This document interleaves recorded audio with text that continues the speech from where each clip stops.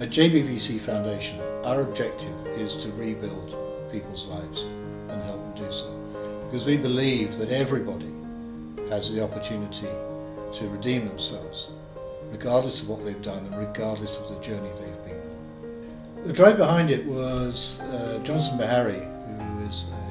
awarded the Victoria Cross for acts of valour in the Iraq War, wanted to do something with his Victoria Cross rather than just rest on his laurels, but use it for good. And having been involved himself before he joined the army in gang activity,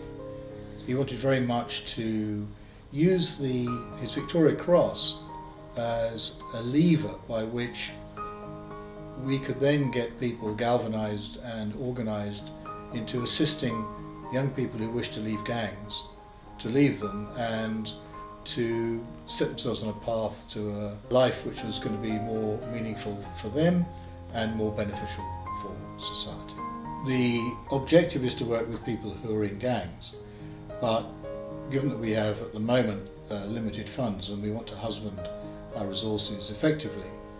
we've said the best results that we can get is if we work with people who are already in jail,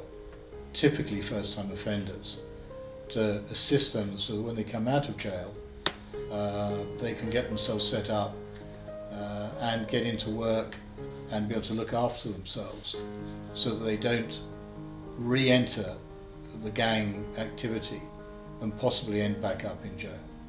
The identification of the people really comes from the likes of the probationary service and from the prisons, and we work with them through our caseworkers to identify suitable candidates who we can then work with and run through the program. Some of the people who we work with have been quite traumatised by their experiences, so they have issues. They may be drug dependency in the past, they may have poor relationships with their families, and then we work to try and put that right or help them put it right. It's very much an individualistic thing. Every person we help is an individual in their own right, as we all are. Now, we've had some really good success in getting people into jobs when they came out of jail, and we have had a couple, 2 or 3, that we've lost track of, so we don't know where they are now. And one of the great things is we have somebody who we did help in the pilot program who is now working himself in helping rehabilitate offenders, and we think that's a great plus. One thing I would like people to do is to have a better understanding that